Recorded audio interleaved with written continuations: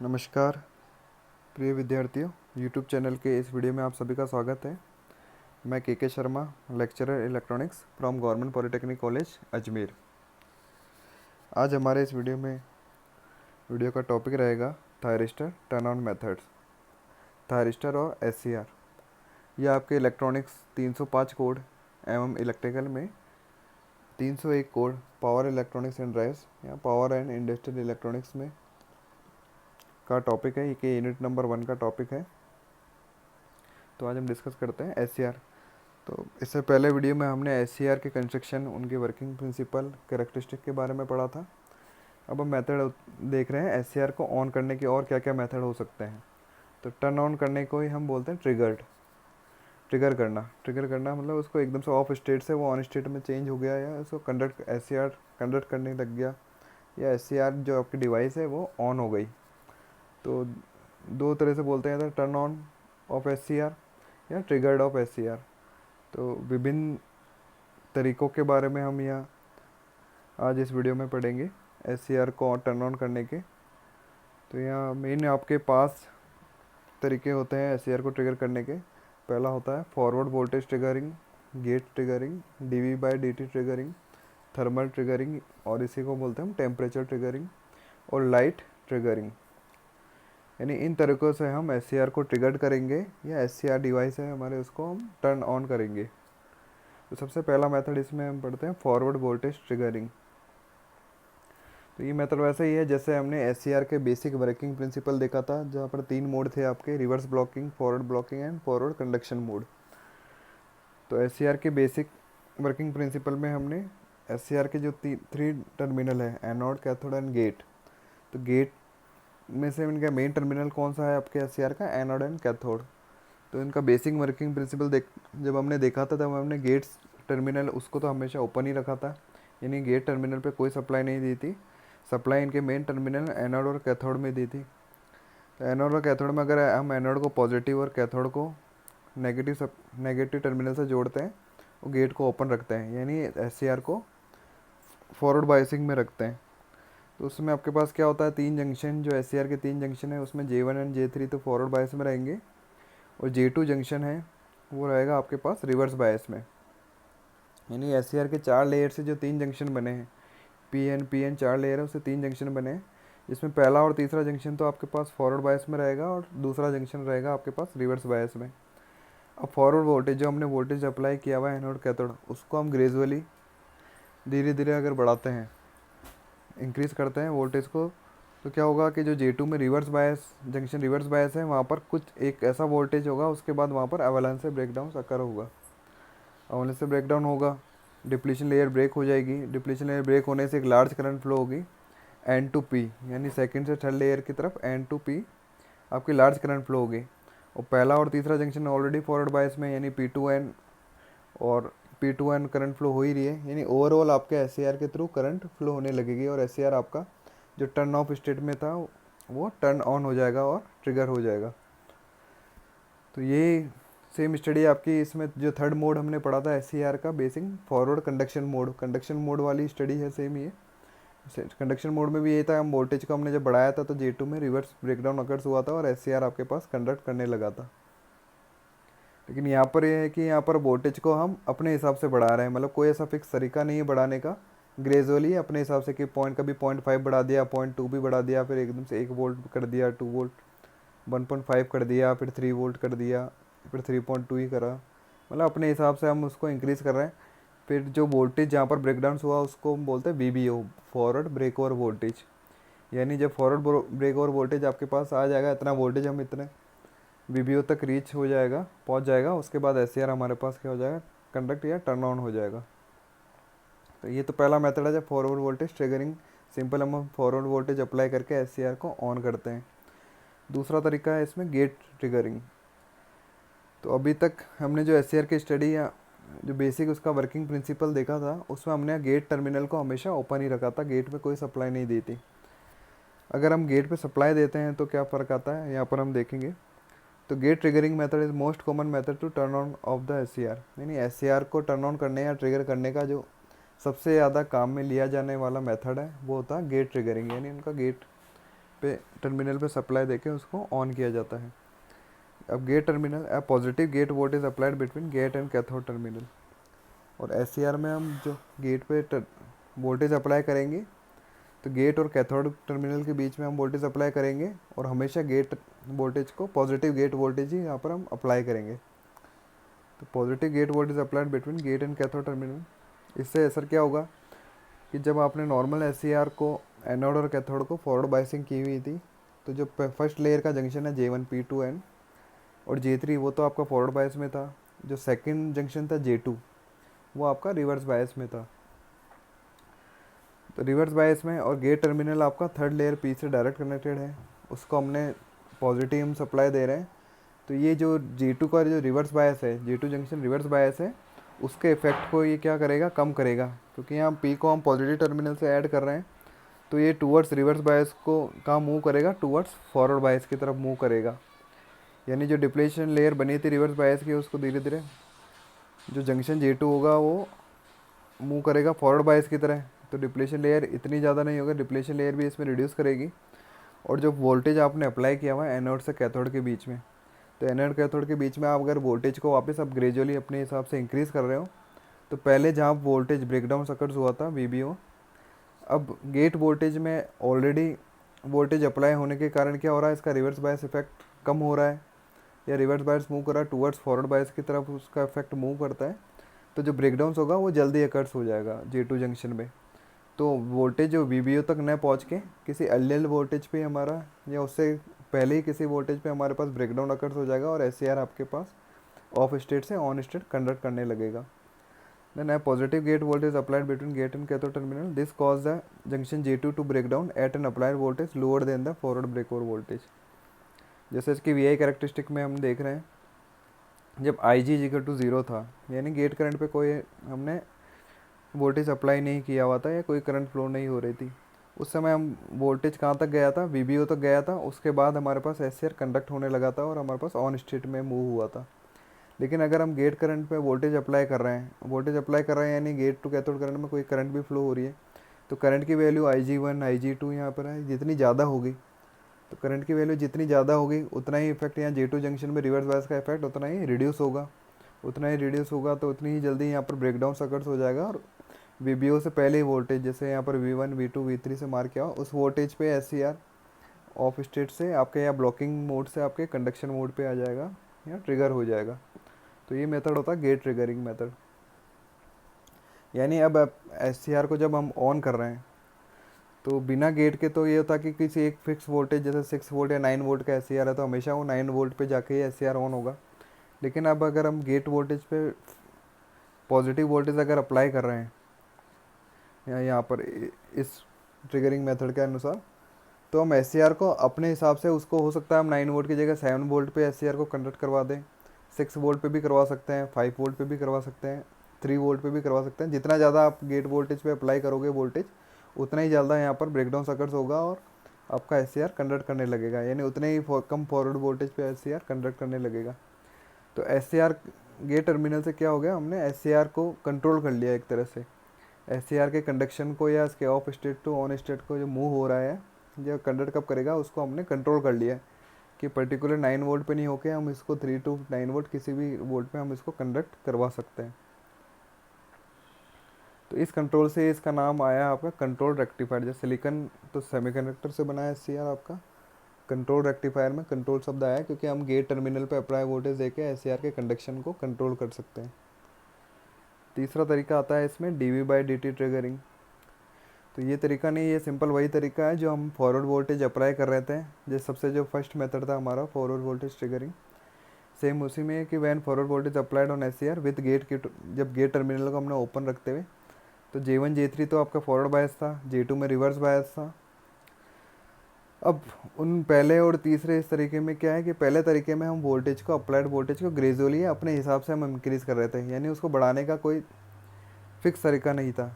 यहाँ dV/dt यानी time के रेस्पेक्ट में हम वोल्टेज को बढ़ा रहे हैं, तो इसे हम क्या बोलते हैं, रेट ऑफ चेंज। तो अगर रेट ऑफ चेंज यानी पर्टिकुलर टाइम के अकॉर्डिंग हम वोल्टेज को इंक्रीज़ किए जा रहे हैं, तो the rate of rise of forward voltage is high, यानी D V by D T हम कहने का मतलब हमने कोई फिक्स तरीका ले लिया वोल्टेज को बढ़ाने का D V by D T. तो उस समय एस सी आर में क्या इफेक्ट आता है, क्योंकि एस सी आर का जंक्शन जी टू है वो आपका रिवर्स बायस है। रिवर्स बायस है तो वहाँ पर कोई डिप्लीशन लेयर बनी होगी जिसकी विड्थ ज़्यादा होगी।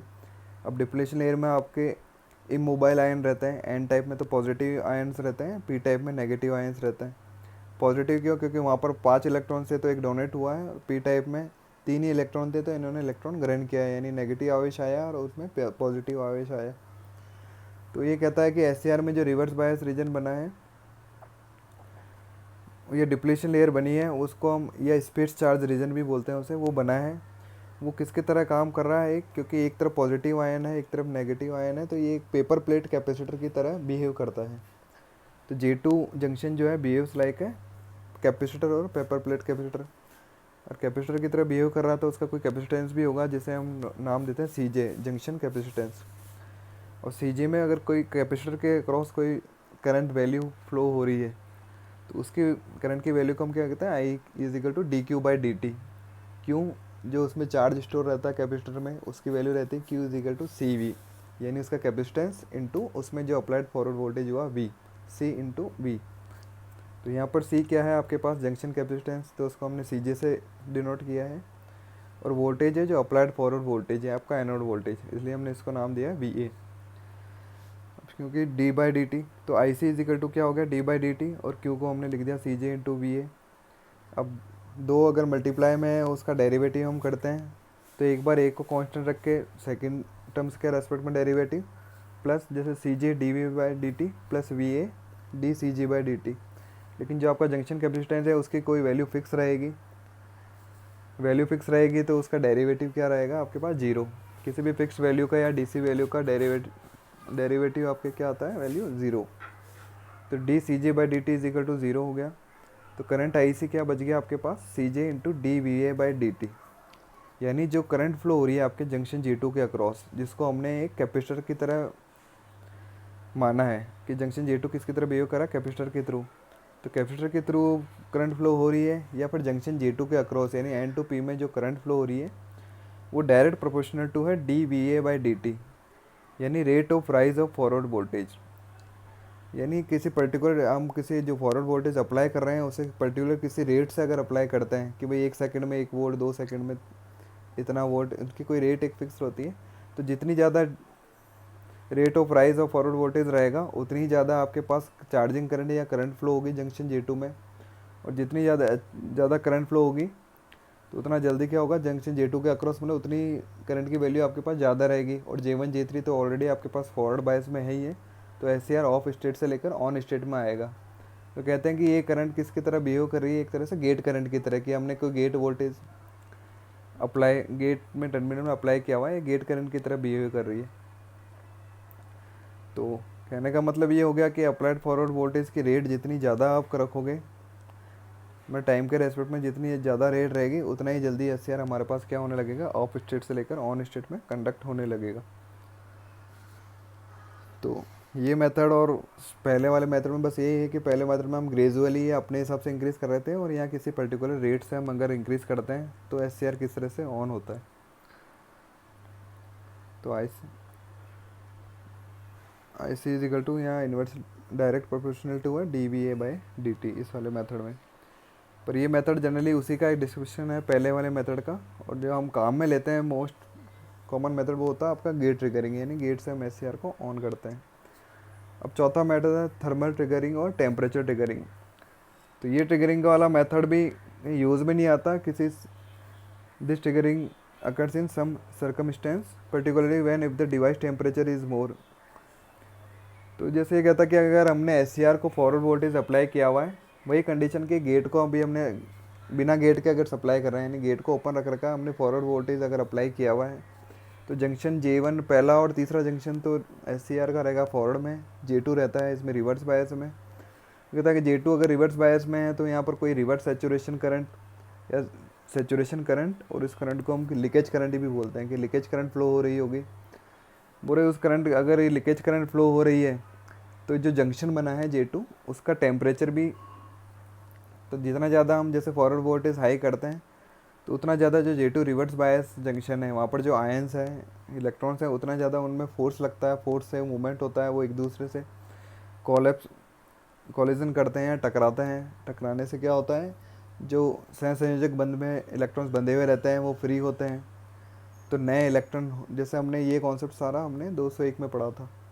जो बेसिक इसकी जो सेमीकंडक्टर की स्टडी पढ़ी होगी आपने, इंट्रिंसिक एक्सट्रिंसिक या पी टाइप एन टाइप, या डायोड की जो वर्किंग पढ़ी होगी ब्रेकडाउन्स की, ये चीज़ हमने उसमें पढ़ी थी कि जितना ज़्यादा हम जैसे रिवर्स वोल्टेज अप्लाई करते हैं, जो जितना ज़्यादा हम वोल्टेज को बढ़ाते हैं उतना ही ज़्यादा जो आपके पार्टिकल्स हैं इलेक्ट्रॉन्स और इनमें उतना फोर्स लगता है। उतना फोर्स लगने से वो मूव करते हैं, वहाँ से वाइब्रेट करते हैं, वो सहसंयोजक बंध में जो इलेक्ट्रॉन्स बंधे हैं उनसे टकराते हैं, अपनी एनर्जी उनको देते हैं, और कुछ इलेक्ट्रॉन्स जो बंद बॉन्ड कोवेलेंट बॉन्ड को तोड़कर फ्री होते हैं।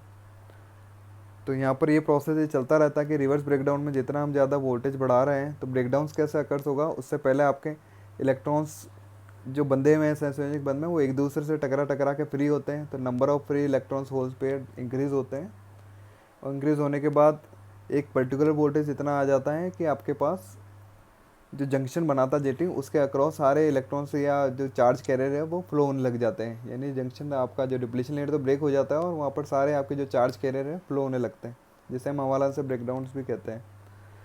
तो सेम चीज़ यही है कि थर्मल ट्रिगरिंग में ये कह रहा है कि जब रिवर्स बायस में रहता है हम वोल्टेज बढ़ाते हैं, वोल्टेज बढ़ाने से वहाँ पर new electron hole pair generate होते हैं, जनरेट होने से वहाँ पर saturation current, reverse saturation current और लीकेज करंट बढ़ती है। लीकेज करंट बढ़ती है तो वहाँ पर टेम्परेचर भी बढ़ता है जंक्शन का। और अगर हम SCR या डिवाइस को किसी ऐसी सरकमस्टेंस में काम में ले रहे हैं जहाँ already temperature device temperature high है, या जहाँ पर वो माउंटेड है डिवाइस उसका टेम्परेचर हाई है, तो वो क्या करेगा कि वैसे हमारा जंक्शन टेम्परेचर हाई है, डिवाइस टेम्परेचर भी हाई है, तो वो और नए new electron hole pair generate करेगा, जिससे लीकेज करंट और बढ़ेगी। लीकेज करंट और बढ़ेगी तो और टेम्परेचर हाई होगा, और टेम्परेचर हाई होगा तो वापस नए न्यू इलेक्ट्रॉन्स होल जनरेट होंगे। तो ये क्यूमुलेटिव प्रोसेस आपका चलता रहेगा।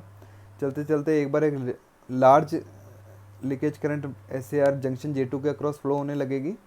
और ओवरऑल हम देखें, क्योंकि जंक्शन J1 J3 तो फॉरवर्ड बायस था ही, तो ऑलरेडी उसमें करंट फ्लो हो रही थी P2N और third to fourth layer P2N, और J2 में भी लार्ज करंट फ्लो होने लगेगी। यानी पूरे SCR के अक्रॉस हमारे पास एक लार्ज करंट फ्लो होने लगेगी, और SCR हमारे पास ऑफ स्टेट से ऑन स्टेट में मूव कर जाएगा।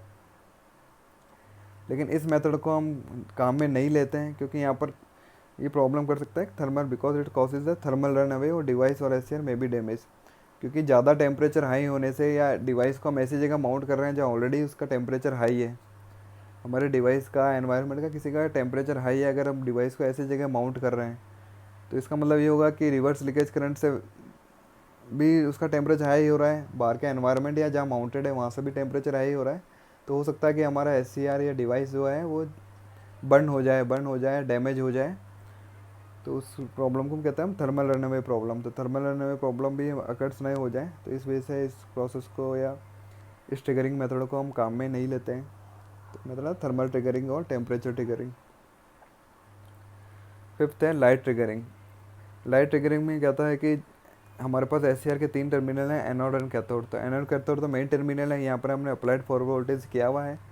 और जो थर्ड टर्मिनल है गेट टर्मिनल, तो गेट टर्मिनल पर वोल्टेज अप्लाई न करते हुए जो थर्ड लेयर है हमारे पास P, उसमें अगर हम डायरेक्ट लाइट या कोई हीट डिफ्यूज़ करते हैं, उसमें कोई लाइट देते हैं या उसको रेडिएट, लाइट को किसी को रेडिएट करते हैं यहाँ पर, या हीट को हम अगर रेडिएट करते हैं, तो लाइट और हीट रेडिएट करने से क्या होगा कि वो जंक्शन थर्ड लेयर पे, तो P जंक्शन पे क्या होगा हमारे पास न्यू इलेक्ट्रॉन स्क्वायर, क्योंकि उसकी जो एनर्जी है, लाइट एनर्जी या हीट हम दे रहे हैं, तो उससे एनर्जी जो अंदर इलेक्ट्रॉन्स जो बंद में बंधे हुए हैं और जो फ्री इलेक्ट्रॉन्स भी है वो उससे एनर्जी लेंगे तो वो बंद से मुक्त होंगे, और जो ऑलरेडी फ्री इलेक्ट्रॉन्स है वो एनर्जी लेकर क्या करेगा, जो सहसंयोजक बंद में इलेक्ट्रॉन्स है उससे टकराएगा, अपनी एनर्जी उनको देगा और वहाँ से एक इलेक्ट्रॉन्स फ्री होगा।